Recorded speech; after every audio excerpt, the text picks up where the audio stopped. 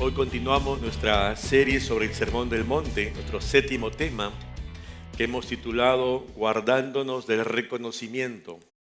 Porque el reconocimiento, esa característica humana, es particular en todo instante. A veces anhelándolo directamente o tal vez sin anhelar que sea evidente, pero está allí presente. El tema de hoy está basado en el texto que ya leyó el pastor, Mateo 6, versos 1 al 4. Ahora, queremos recordar algo. Jesús en este sermón va a plasmar de manera reiterada cuál debe ser el carácter del discípulo de Jesús. El Señor, para ello, lleva a todos sus oyentes y hoy a nosotros a una idea comparativa de aquello que realizaban en su momento los escribas y los fariseos y hoy lo que realizan sus discípulos. Y toma como un elemento comparativo a la justicia.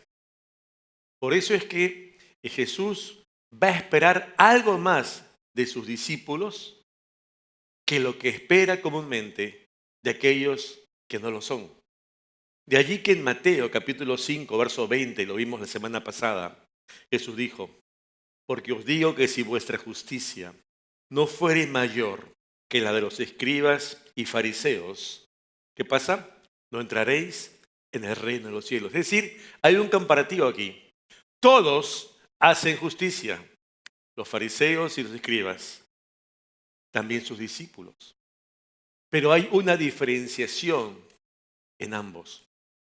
Y la diferencia radica no en los hechos concretamente, ni en lo visible que pueden ser de cara a toda la población, sino en la actitud del corazón, en la intención que cada uno cobija, en esas motivaciones que nos llevan a tomar decisiones cada día. Por eso, tú recordarás que pasajes anteriores, Jesús, cuando comparte con sus discípulos ahí en el monte, hablaba sobre el adulterio, por ejemplo, ¿verdad? Que si bien es cierto, es un hecho concreto, Jesús va a decir también, recuerden que esto también se da primeramente, ¿dónde? En el corazón. Hay una actitud interna, más allá del hecho concreto, externo. Cuando hablaba de la ira y esas respuestas desproporcionadas del hombre frente a otro ser, por verse agredido o agraviado, esa expresión que salía de sus labios solamente era luego de que algo se había originado primero, ¿dónde? En su interior. Y es aquí donde justamente Jesús quiere hacer un enfoque para que nuevamente lo tengamos presente. Hay muchas cosas que podemos hacer igual que la hace todo el resto del mundo, sin distinción, creyentes y no creyentes, agnósticos y ateos, que también pueden tener buenas obras. Sin embargo, Jesús lo que espera de sus discípulos no solamente es esa conducta que se ve hacia afuera, sino lo que está dentro, en nuestro interior.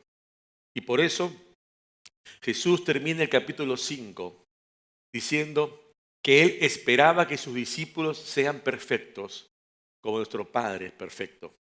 Ahora, uno diría, qué precioso anhelo del Señor que nosotros, sus discípulos, seamos perfectos como el Padre, pero la pregunta ¿es posible que lleguemos a ello? Cuando vemos nuestra propia naturaleza humana, caída, endeble, frágil, sujeto a pasiones, esa doble naturaleza que nos lleva al pecado, ¿puedo realmente ser perfecto? Es interesante que Jesús por eso, cuando empieza este capítulo 6, verso 1, dice lo siguiente. Abre tu Biblia, por favor, capítulo 6, 1 de Mateo, dice, guardaos de hacer vuestra justicia delante de los hombres, para ser visto de ellos. De otra manera, no tendréis recompensa de vuestro Padre que está en los cielos. En la primera parte del capítulo 6 de Mateo, Jesús toma este ícono que es la justicia Y va a decir, la manera práctica en que los hombres la llevan a cabo son de tres maneras generalmente, en que practican su propia justicia. Cuando dan una limosna, hacen un acto de caridad, cuando oran y cuando ayunan. Son los tres elementos en los cuales de manera privada ese hombre practica su justicia. Las viudas, los extranjeros, los pobres, los huérfanos, eran particularmente sujetos de atención especial de parte de Dios. Cuando Dios da la ley a Israel a través de su siervo Moisés, no son pocas las indicaciones que va a ir encargándole para que el pueblo de Dios siempre tenga presente a estos que son, digamos, más vulnerables, que están desamparados, que tienen necesidad. Y es allí donde el Señor nos recuerda justamente muchas veces lo que hoy citamos en dos pasajes únicamente. Salmo 41:1 dice, dichoso aquel que piensa en los pobres, en los días malos, el Señor lo ayudará. No es que yo piense, un pobre, no, sino que estoy pensando en la manera en que lo voy a ayudar, en que voy a tener presente de qué manera puedo colaborar con este hombre que está necesitado realmente. No es cualquier hombre, es alguien que tiene una necesidad concreta y que yo puedo identificar. Proverbio 19:17 dice, dar algo al pobre es dárselo al Señor. El Señor sabe pagar el bien que se hace. El Señor está atento a nuestras decisiones y Él sabe perfectamente lo que estamos haciendo, sobre todo cuando compartimos con alguien que es necesitado. Cuando demostramos de manera práctica ese amor a quién? Al prójimo, ¿verdad? Al prójimo. Ahora, es interesante que Jesús en este Sermón del Monte ahora nos dice, tengan cuidado de sus expresiones públicas de hacer buenas obras, más bien sean reservados. Sin embargo, no mucho antes, y fue el tema de nuestra primera prédica del Sermón del Monte, Jesús dijo, vosotros sois sal de la tierra y luz del mundo, ¿se acuerdan? Y allí dijo en Mateo 5:16, que la luz de ustedes alumbre delante de todos, para que todos vean vuestras buenas obras y glorifiquen a su Padre que está en los cielos. A ver, Jesús, no te entiendo. Me dices ahora que mantenga reserva, pero a la vez me dices que sea público. Que mis buenas obras las tenga con cautela, pero que mis buenas obras a la vez sean vistas. Total, ¿qué quiere decir, Señor? ¿Hay acaso una contradicción? Y no la hay. El punto aquí que quiere remarcar el Señor es el siguiente, que es que cuando nosotros pongamos en acción nuestras buenas obras en favor de aquel necesitado, debemos anhelar únicamente que si este acto merece una alabanza de alguien, esa alabanza no sea para nosotros los que hacemos la buena obra, sino sea redireccionada. ¿Para quién? Para Dios. Ese es el punto. Si tu buena obra va a merecer un poco, un hálito, un gesto de gloria, esa gloria no sea para ti, sino sea únicamente para Dios. Pero si esa gloria la anhelas para ti, entonces esa acción no debería ser pública, porque es inadecuada, es impropia.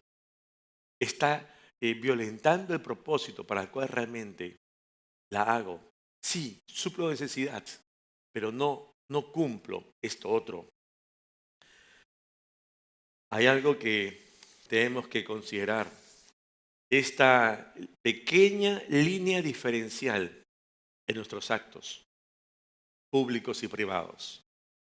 Hoy ya no es un corazón, hemos traído un cofre, ¿verdad? Como icono del sermón.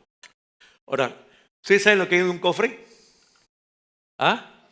Tesoros, muy bien, tesoros. Ahora, ¿quién sabe? Voy a abrirlo, pero aquí de espaldas. ¿Qué hay en este cofre? ¿Alguien sabe? ¿Alguien sabe? No, no adivinen. ¿Alguien sabe? ¿Nadie? Bueno, como nadie sabe, van a quedar igual. No les voy a decir. ¿Por qué? Porque hay cosas que debieran realmente quedar en reserva. No ser publicitadas de forma tal que no vaya a ser que esa gloria por ese hecho, por traerlo al público, la dirección hacia nosotros y no a quien realmente debiera ser. ¿A quién? A Dios. Ese es el pequeño punto, pero gran concepto que Dios nos deja. Porque no solamente se trata de hacer bien a alguien, sino que si la motivación nuestra al hacerlo es la correcta y si la alabanza por ello revierte en nosotros o en Dios. O en Dios. Por eso, cuando Jesús dijo, y lo citamos hace un instante, que ustedes son la luz del mundo y que sus buenas obras se manifiesten, ¿para qué dice? Para que glorifiquen a su Padre. Ese es el punto. Esa buena acción debiera buscar solamente glorificar a quién? A Dios y no a mi ego, no a mi corazón. Jesús, en otras palabras, va a decir lo siguiente para nosotros. Presta atención, ten cautela cuando tú pongas en práctica este acto de benevolencia de dar a algún necesitado. ¿Por qué? Porque cuando tú te encuentres frente a una diversidad de rostros humanos que te están viendo cuando estás haciendo este acto, no vaya a ser que tú te quedes con ese aplauso de ellos. Y si es así, como dice el Señor, la única recompensa que tendrás será esa. Solo el reconocimiento del hombre. Pero no esperes nada, ninguna recompensa, ningún premio, ninguna alabanza de parte de Dios. ¿Por qué? Porque si tú esperabas solo el reconocimiento del hombre, ya lo tuviste pues. Entonces, no esperes nada de Dios. Te quedaste solo este nivel horizontal, pero te olvidaste de lo que era principal. Las acciones de bendecir a otros debieran tener como objetivo también buscar la aprobación de Dios y no la aprobación de los hombres. Jesús no está en contra de dar limosna. Lo que él observa es cuál es la motivación nuestra al darla, al dar la limosna. ¿Por qué? Porque muchas veces incurrimos en estas prácticas auténticas, valederas, las que Dios anhela, pero tenemos en nuestro corazón la motivación incorrecta. Y eso entonces la corrompe, la invalida, la nulifica. Si la motivación nuestra es la notoriedad, entonces solo eso tendremos, el aplauso del público, pero nada más conseguiremos. La cultura oriental, por la historia sabemos que hay escasez de agua. Y dice una historia que en Oriente había una época incluso de gran sequía, y entonces había un hombre que tenía recursos económicos y va al pozo. Y entonces va donde un aguador, y tiene su odre y dice, saca agua del pozo, yo la voy a pagar. Y vamos a repartir entre la gente necesitada del pueblo. Y entonces este hombre saca agua del pozo, llena todos sus odres y va a los mercados, va por las calles y comienza a gritar, oh sedientos, venid y tomad de gracia esta agua. ¿Por qué? Porque esa agua cuesta. A los sedientos no le iba a costar, está pagando otro. Pero cuando esos sedientos venían a tomar el agua en su necesidad y gratis, al costado de ese que les daba el agua, ¿estaba quién? Aquel oferente, aquel que había pagado ese costo. Y entonces cuando se acercaba a la gente, este hombre sencillamente le decía, bendíceme, porque yo soy el que te ofrezco el agua. Y esa es la actitud que Jesús condena. Cuando se reenfoca todo esto que pudiera ser bueno para nosotros recibir la gloria y la alabanza y no el Señor. De allí que tenemos que tener presente que cuando una persona finalmente tiene que reconocer que es materialista, en su corazón se va a cobijar siempre, ¿sabes qué? El ansia de una recompensa, de una recompensa. Pero es interesante que Jesús no promete recompensas materiales, sino lo que realmente el Señor dice de nosotros es, debieras estar plenamente satisfecho en tu ser interior cuando en tu corazón haya el suficiente regocijo por haber hecho lo que Dios te pidió hacer. Tú recordarás ese versículo que dice, más bienaventurado es dar que, ok, si estás haciendo lo que Dios te pide, entonces estás ¿qué? Haciendo su voluntad, estás siendo obediente, estás en el centro del propósito de Dios para tu vida. Eso debería ser suficiente recompensa, el contentamiento de estar allí, haciendo la voluntad de tu Padre.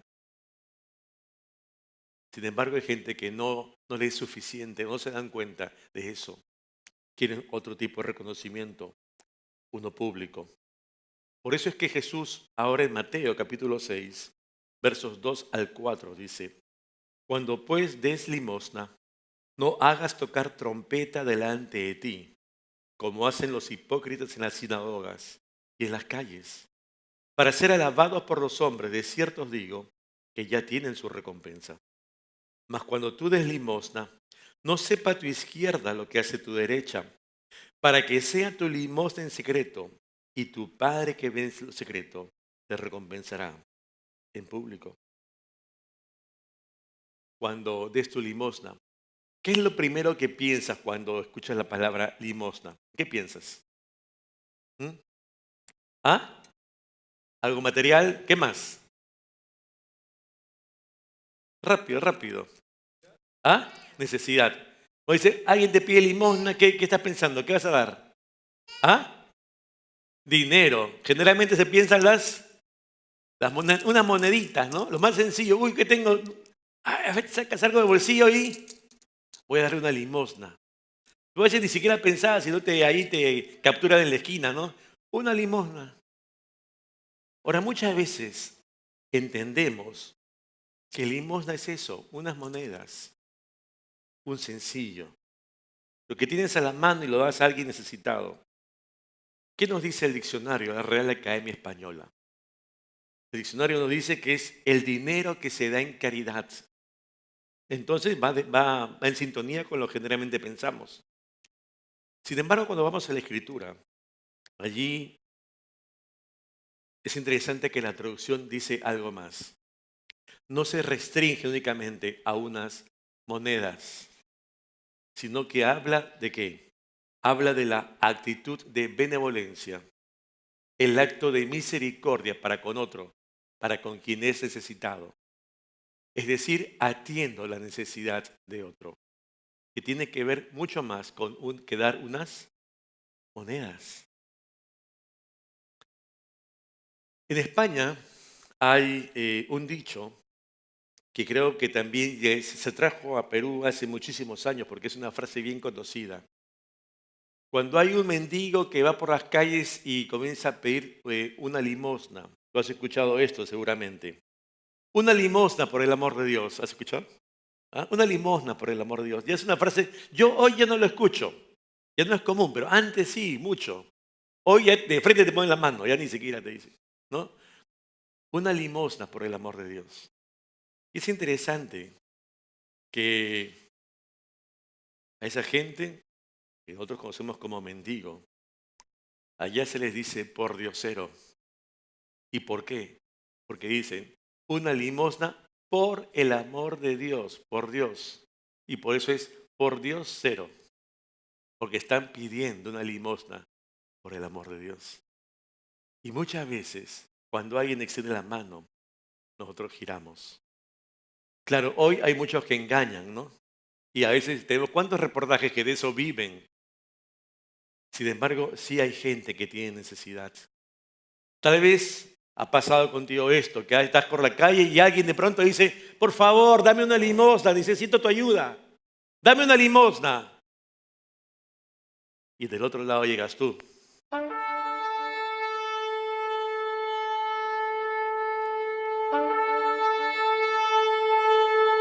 ¿Son la trompeta de Jerusalén? No, no, no. En nuestro contexto es raro escuchar trompetas, ¿verdad? Pero son las trompetas que decía Jesús. Cuando alguien iba a dar, ¿no? Hace sonar trompetas. Pues si tú estás en la calle, aquí en Lima, como yo seguramente, y vas a dar, alguien te extiende la mano, tú sacas tu mano, nadie te ve, porque con esa vorágine de movimiento que hay en la ciudad, estás a 5 metros y se enteró que estás dando una moneda.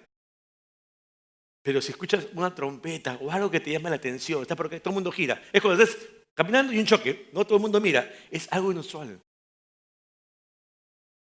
Algunos comentaristas dicen que estas trompetas, este sonido que hacía referencia a Jesús era algo metafórico. Sin embargo, también hay que reconocer que en el templo de Jerusalén habían trompetas con las cuales se convocaba a la asamblea a todo el pueblo. Pero con todo, ¿cuál es el punto? Que de una u otra manera, aquel que daba unas monedas buscaba la atención de todos sobre sí, para que en el momento que él dé, entonces pueda recibir esa atención, ese aplauso público. Por eso que tal vez en estas fechas que acabamos de terminar las elecciones, ¿verdad? Con nuevas autoridades políticas, tal vez te ha acontecido a ti lo que también me ha pasado a mí muchas veces, esta vez y antes, que estás en tu domicilio, ¿no? Tranquilo, estás trabajando, estudiando allí y de pronto escuchas una bulla que ingresa por tu ventana y entonces cuando sabes qué tanta bulla sales a ver y es una fila enorme de vehículos que con los claxons, las banderolas, vota por el candidato tal, ¿no? Porque atraen sobre sí la atención. Que si ese candidato va por la calle solo nadie se da cuenta. Hoy los políticos convocan ¿a qué? A lo que se conoce como la portátil, ¿no? Traen su mancha, su gente, en sus micros y llegan allí y arman su plataforma y están. Para que todo el mundo los atienda. ¿Sobre quién están buscando la atención? Sobre sí. No están direccionando la atención al Señor.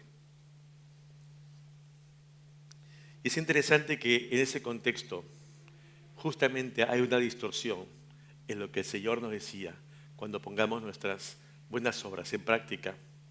Que en un sentido, si bien son públicas y deben ser direccionadas a Dios, en algún sentido también deberían ser reservadas cuando esa gloria que se iba a dar no iba a ser para Él, sino para el hombre. Debía quedarse en secreto. Es interesante que Jesús cuando habla de este tema utiliza la palabra hipocresía, ¿verdad? Que utilizan los actores. Ahora, cuando vemos los actores que suben a las tablas, ¿no? En el teatro, ¿qué vemos ahí? A hombres y mujeres que están desempeñando un papel. Es un papel que por un periodo de tiempo están presentando a un público que va a ver esa obra teatral. En un sentido, no reflejan la realidad de su vida, pero no hay un engaño frente al público, porque hay un concierto de voluntades. Ese público ha ido a ver esa obra y esos actores, y si bien es cierto, sabe que es solo una actuación y no es su vida en sí, están de acuerdo. Sin embargo, Jesús habla entonces ahora de lo que podría ser el creyente, el religioso hipócrita. ¿Por qué? Porque dice, es aquella persona que ahora sí engaña deliberadamente a quienes están delante de sí, para que lo vean. No porque lo que va a realizar no sea esa buena acción, sino que más bien, valiéndose de aquello que Dios dice que deberíamos hacer, esa buena obra, esa atención al necesitado, sencillamente mi condición interna es como la de ese actor, finjo, porque en mi corazón no está el adorar a Dios, sino el que yo reciba el aplauso. Y entonces estoy haciendo un símil, actuando para que la gente que me ve, entonces, al ver lo que yo hago, ¿qué cosa hagan ellos? Me aplaudan. Me aplaudan, vaya redundancia, a mí. A mí.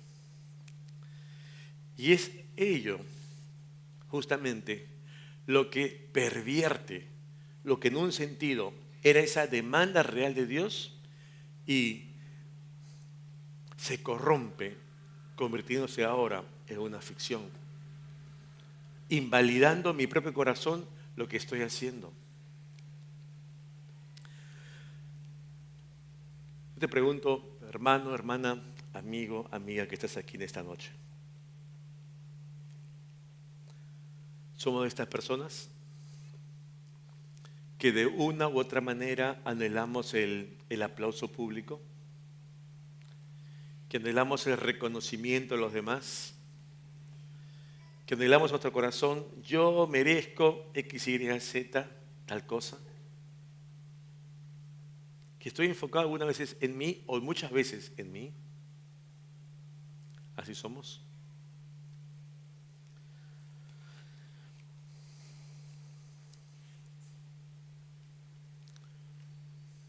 O tal vez llevamos una vida figurada, que, que es una vida de apariencia a los demás, pero mi corazón está lejos de Dios. Solo cumplo con ciertos ritos religiosos, por una cuestión de costumbre, porque creo que debe ser así. Pero en mi interior no me preocupa tanto que Dios reciba la alabanza. O una tercera situación tal vez. Tal vez nos hemos vuelto como estos hipócritas religiosos, que han llegado incluso a tener una doble vida. Una vida de cara a la congregación, a la familia, a la comunidad cercana, pero una vida oculta también, en paralelo. El ejemplo clásico, el marido que tiene un amante. Y para la familia está bien porque no sabe, pero tiene una vida paralela.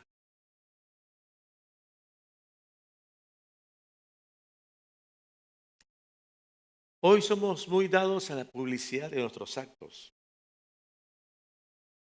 y generalmente buscamos reconocimiento. Lo inmediato por el tema de la información inmediata son las redes sociales, ¿verdad?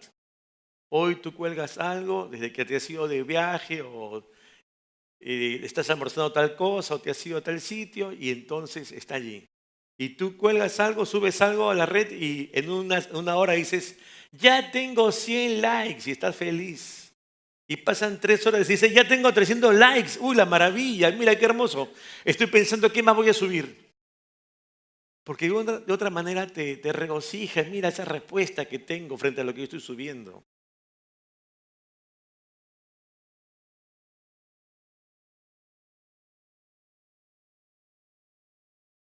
Cuando un seguidor de Cristo da una limosna y entendamos limosna como ese acto de benevolencia en favor de un necesitado,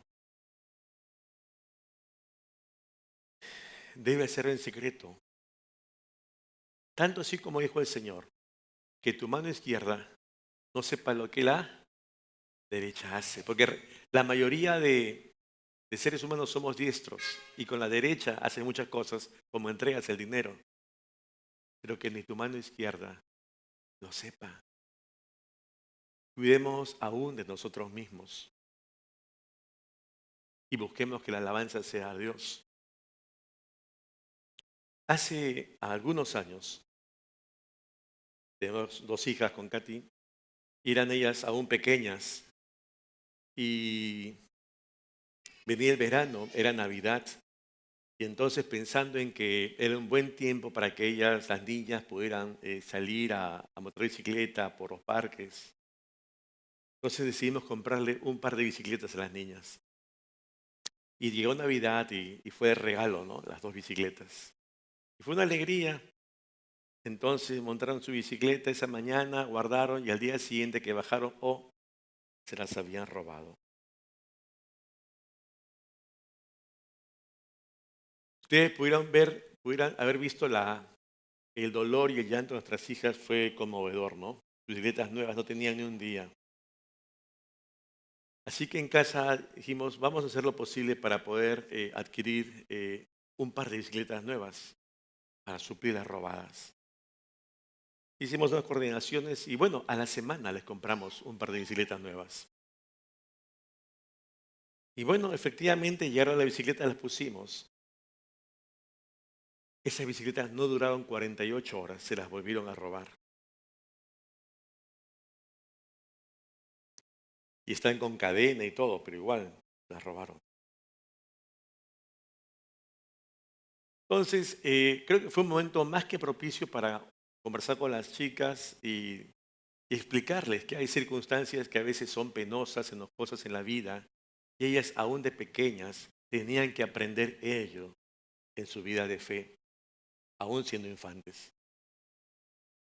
Porque obviamente nosotros ya no íbamos a comprar más bicicletas, y estaba fuera de nuestro alcance. Y bueno, ellas se resignaron y entonces me puse a conversar con el pastor estas situaciones que se dan, ¿no? Y me dijo, Juan, ¿por qué no lo compartes como un testimonio a la iglesia? Y entonces me pidió y lo compartí a la iglesia, en un culto, así como hoy. Es interesante que no pasó allí, casi el momento, después que se me acerca un hermano y me dice, mira Juan, Dios ha puesto en mi corazón regalarle a tus hijas las dos bicicletas, pero solo tengo una condición, que tus hijas nunca sepan quién soy, que ellas nunca sepan quién soy. Y bueno, hicimos las coordinaciones y a la semana, creo que después, o 2 semanas, llegaron las nuevas bicicletas. Claro, las guardamos ahora en otro sitio, ¿no? Obviamente ya hasta ahora están. Pero, pero me llamó la atención eso que marcó nuestras vidas. Obviamente, las niñas hasta hoy no saben quién es. Y a ustedes tampoco les vamos a decir quién es, porque es miembro de esta congregación aún. Eh, pero es interesante que ese acto de generosidad en secreto, en reserva, también caló en nosotros, en Katy y en mí. Y hemos tenido oportunidad de poder ayudar a otros hermanos, hermanas en la fe aquí. Que no les voy a decir ni a quién, ni qué, ni cómo, pero sí abrió nuestro corazón para poder decir, hay gente también que tiene necesidades particulares en una circunstancia en su vida.